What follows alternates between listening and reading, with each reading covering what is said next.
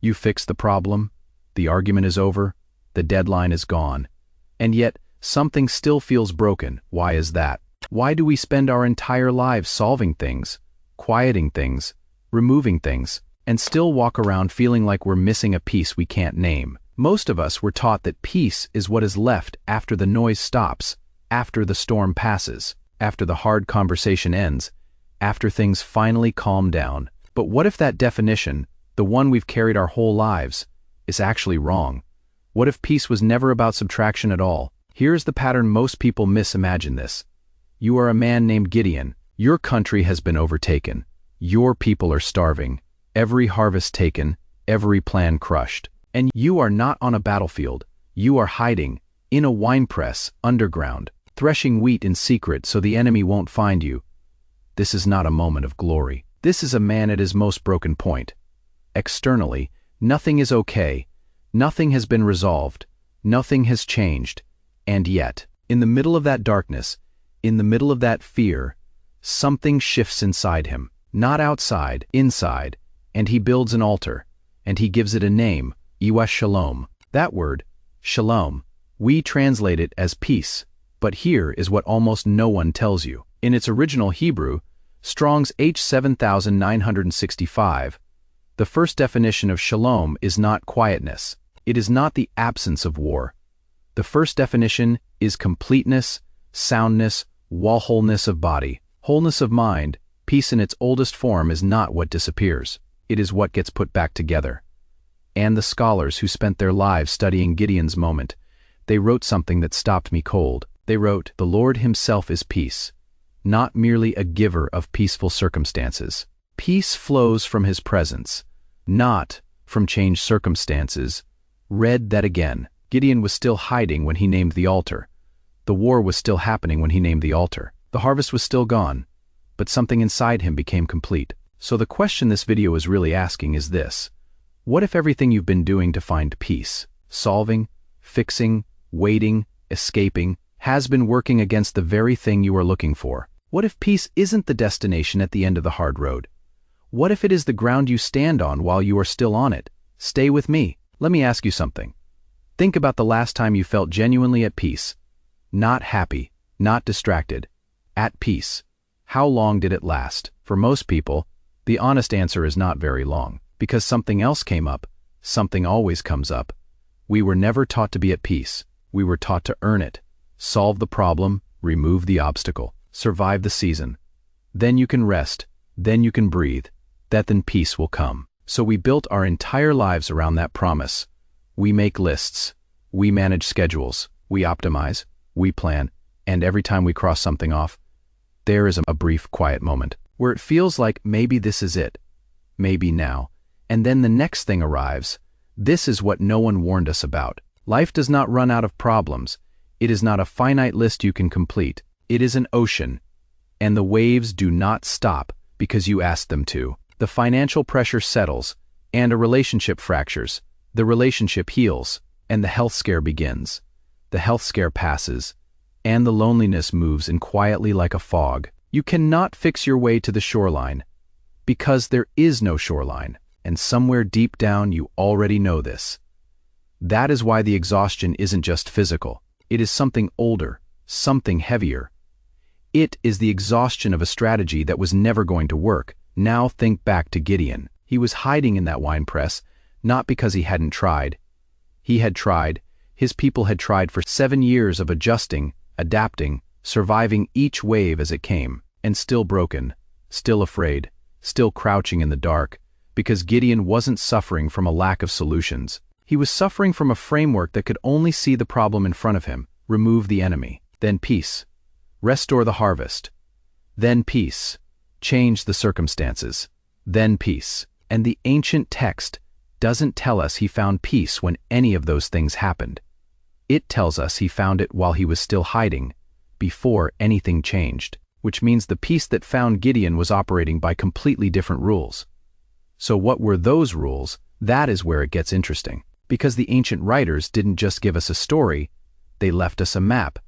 And it leads somewhere most people never think to look. It leads inward. There is a verse in Isaiah chapter 26 verse 3. "It is short, easy to read past, but sit with it slowly. Thou wilt keep him in perfect peace, whose mind is stayed on thee. Perfect peace. Not partial peace, not temporary peace, perfect peace. The Hebrew behind that phrase is actually shalom. Shalom, the word written twice. In ancient Hebrew poetry, repetition isn't redundancy. It is emphasis beyond what a single word can carry. It means peace so complete, so whole, it has to be said twice, just to hold its own weight. And this kind of peace, this doubled shalom, is promised, not to the person who has fixed everything, not to the person whose life is finally calm, but to the person whose mind is stayed. That word stayed means anchored, leaning, resting its full weight on something. But here's the word I really want you to see. The word translated as mind. In the original Hebrew, that word is Yetser, Strong's H 3336, and it does not mean mind the way we use it, logic, reasoning, intellect. Yetser means something far more specific. It means imagination, or more precisely something formed, something being actively shaped. The same root word is used in Genesis when a potter presses clay into a vessel. The Yetser is the part of you that is always forming something, always sculpting a version of reality in the dark of your own mind. Think about that for a moment. Right now, even as you listen to this, there is a part of you that is building something, constructing a future, running a simulation, rehearsing a conversation that hasn't happened yet, modeling a disaster that may never arrive. This is what anxiety actually is. We call it worry, we call it stress, we call it overthinking, but at its core, anxiety is your Yetser working overtime, your imagination running rehearsals of catastrophe on a loop, your inner sculptor pressing fear into shape again and again. What if this doesn't work out? What if they leave? What if I can't recover from this? What if the worst version of the future is the one that comes true? And every time you replay that scene, your body responds as if it is already happening. Your chest tightens, your sleep fragments, your peace dissolves, not because anything has actually gone wrong, but because your imagination has already convinced you that it will. This is the battlefield Isaiah is pointing to, not the battlefield outside, the enemy, the circumstances, the chaos, the battlefield inside, the battlefield of what your Yetser is forming, what your imagination is rehearsing, what your inner sculptor is building hour after hour in the quiet beneath your thoughts. And here is where the ancient wisdom becomes almost unbearably precise. Isaiah doesn't say, stop imagining. He doesn't say, empty your mind. He doesn't say, think positive or look on the bright side. He says, stayed.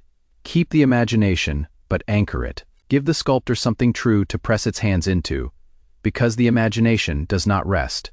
It was never designed to rest. It is always forming something. The only question is what?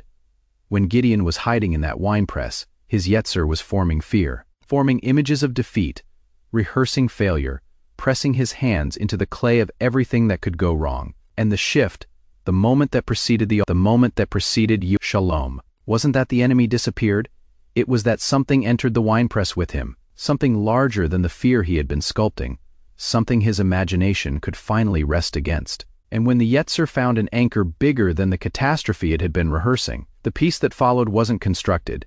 It wasn't earned. It wasn't the reward at the end of a solved problem. It simply settled, like water finding its level, like a held breath, finally released, shalom, shalom, doubled, complete. Not because the winepress disappeared, not because the enemy went home, but because the imagination, the Yetser, had finally found somewhere solid to stand, which means the question is no longer, how do I fix what is broken around me? The question becomes something far more personal, far more quiet, far more important. What is my imagination rehearsing right now, and what is it anchored to? Because here is what the ancient writers seem to understand, that we keep forgetting. You will not think your way to peace.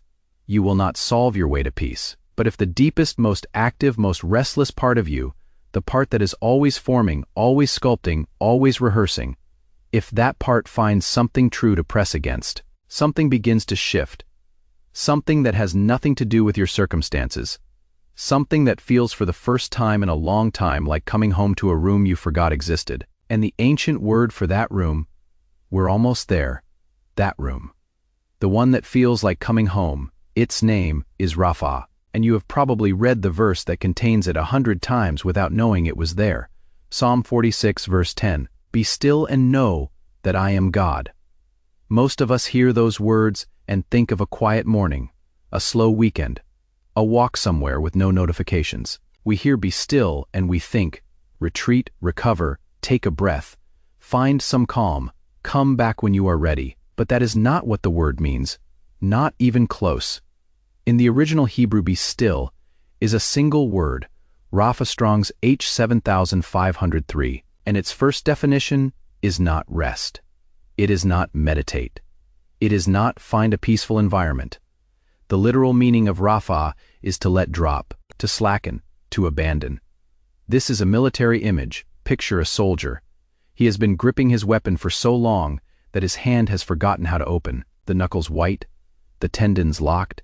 He has been fighting or bracing to fight for so long that the gripping has become unconscious. He doesn't even know he is doing it anymore. And the ancient command is not try harder. It is not develop a better strategy. It is open your hand, drop what you are holding, let it fall. Raphah. And now the whole picture comes together. Because this is exactly what the anxious Yetser cannot do, the imagination that is rehearsing catastrophe. The inner sculptor pressing fear into shape again and again. It grips because it believes that if it lets go, everything will collapse. It believes that you are the one holding it together, that your worry is load-bearing, that if you stop rehearsing the disaster, you'll be unprepared when it arrives. That control, even the illusion of control, is the only thing standing between you and the worst version of the future. So the fist stays closed. The Yetser keeps running its simulations, and the peace that was promised, the Shalom, the doubled wholeness, it waits just outside a hand that will not open. Gideon understood this.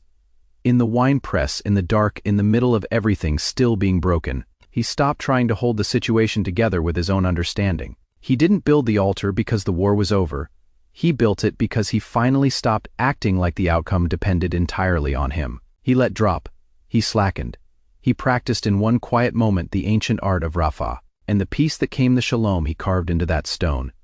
It wasn't the peace of resolved circumstances. It was the peace of an open hand. So here is what I want to leave with you. Tomorrow morning you will wake up, and the list will still be there. The difficult relationship, the uncertain future, the thing you cannot fix no matter how many times you've tried. None of that will have disappeared overnight, but you do not have to pick up the same weight the moment your eyes open. You do not have to grip it before you've even gotten out of bed. Because real Shalom was never something you were supposed to manufacture. It was never at the end of the list.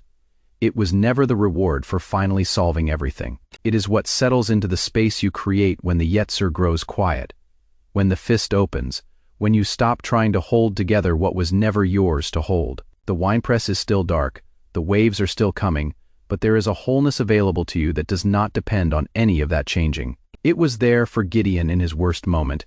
It was there before the altar was built. It was there before a single thing was resolved. It is there right now. You don't have to find it.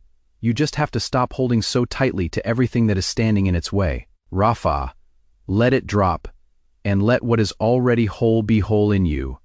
That is what the ancient word was always trying to say, deep made simple.